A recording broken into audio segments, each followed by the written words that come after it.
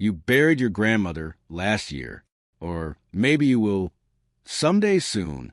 You picked flowers, or you didn't. You said words, or you couldn't. You thought this was a modern ritual, something invented by religion, or by grief counselors, or by funeral homes.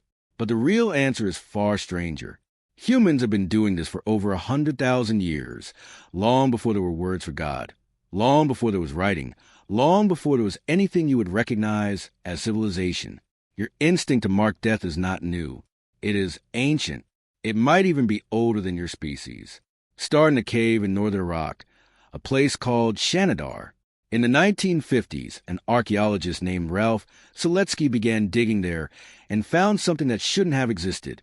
Buried in the dirt were the bones of Neanderthals, around one skeleton. Soil samples showed high concentrations of pollen. Seletsky proposed something bold. He suggested the body had been laid to rest on a bed of flowers. Newspapers loved it. They called it the flower burial, a species we once dismissed as brutish, subhuman, incapable of feeling, might have grieved with flowers in its hands. Was that true? Scientists have argued about it for decades.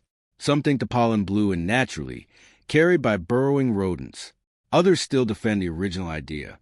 But here's what nobody disputes. The body was placed deliberately in the ground, not left, not abandoned, placed. That distinction matters more than you think, because leaving a body behind is easy. Animals do it constantly. A body left in the open gets consumed, scattered, forgotten within days. But a body that is buried has been chosen. Someone decided this individual mattered enough to interrupt their day, dig into hard earth with stone or bone or bare hands, and lower a corpse into it. That is not instinct in the animal sense. That is intention. Anthropologist Paul Pettit, who has spent much of his career studying the archaeology of death, argues that deliberate burial represents one of the earliest signs of symbolic thought in the human lineage. Symbolic thought means understanding that an object or an act can represent something beyond itself. A grave is not just a hole. It is a statement. It says this person existed, and their absence means something. Think about what that requires. You need memory of the dead person specific enough to want to mark their passing. You need a concept of before and after of a world with them in it and a world without them. You need, in some early flickering form, the idea of loss. Does a fossil grave prove any of that with certainty? No. Bones don't cry. Bones don't speak. But patterns do add up. Move forward in time, to France, to a cave called La Chapelle-aux-Saints. In 1908, researchers found a Neanderthal skeleton curled in a shallow pit, positioned with what looked like care. For over a century, scientists puzzled over whether this was intentional burial or an accident geology. In 2013, a research team led by archaeologist William Rondeau went back to the original site with modern techniques, studying soil layers and bone positioning with far more precision than the original excavators had access to. Their conclusion supported deliberate burial. The pit had been dug. The body had been placed within it, then covered. This wasn't an isolated case.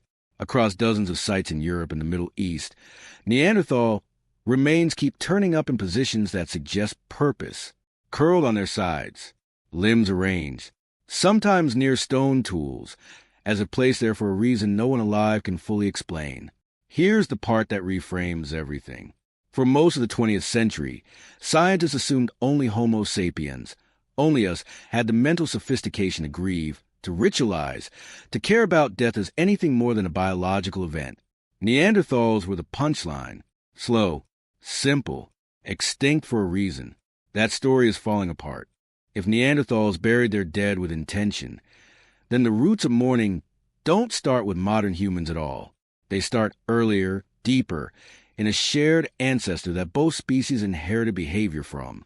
The urge to mark death might not be a cultural invention. It might be something closer to a biological inheritance, written into brains that evolved under the same pressures your brain evolved under. So why would evolution favor grief at all? Grief doesn't feed you. It doesn't protect you from predators. In the short term, it can be paralyzing, exhausting, even dangerous if it distracts you from real threats. So why keep it? One answer comes from attachment theory, first developed by psychiatrist John Bowlby in the mid-20th century. Bowlby studied why infants form such intense bonds with caregivers, bonds that cause visible distress when broken. His theory extended naturally to death.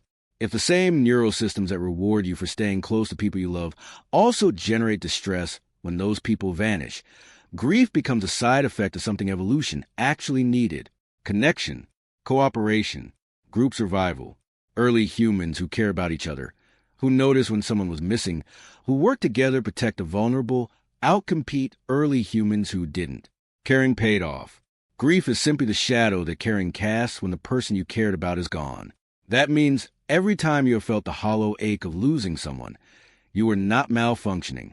You were running software installed by hundreds of thousands of years of ancestors who survived precisely because they were capable of loving each other enough to feel that loss. Now push even further back, past burial, into a stranger and more ambiguous territory. At a site called Rising Star Cave in South Africa, researchers led by paleoanthropologist Lee Berger discovered the remains of a previously unknown hominin species, Homo naledi, deep within a nearly inaccessible chamber. Berger's team proposed something controversial: that the bodies had been deliberately placed there, deep underground, difficult to reach, seemingly for no practical reason except disposal of the dead.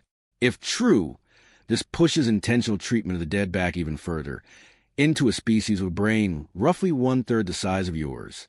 Many scientists remain skeptical. The evidence is debated, the dating complicated, the interpretation far from settled. But the fact that the debate exists at all tells you something. The line between us and them, between beings that grieve and beings that don't, keeps getting blurrier the closer scientists look. What does this mean for you, sitting here, generations removed from any cave? It means the black clothing, the quiet voices, the flowers on a casket, the moment of silence. None of that is arbitrary decoration invented by modern culture. It is the latest expression of something your ancestors were already doing before agriculture, before cities, before language as you know it existed. You are not performing grief because society taught you to. Society gave you the vocabulary. Your brain already had the grammar. There's a strange comfort buried in that. When you feel the specific weight of losing someone, when you find yourself returning to a photo or a voicemail or a favorite chair that's suddenly empty, you're not experiencing something broken or excessive. You're experiencing one of the oldest continuous behaviors in the human story. People who lived in caves, who never saw a wheel, who spoke languages no linguist can reconstruct, felt something recognizably similar when they lost someone too. They dug into hard earth by hand. They arranged limbs with care. They may have laid down flowers, or they may not have, but they laid down something.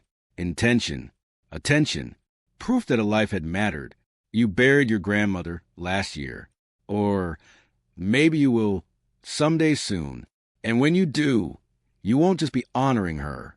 You'll be joining a line of hands reaching back further than history itself, further than your species itself, all of them doing the exact same thing for the exact same reason, because some absences are too large to leave unmarked.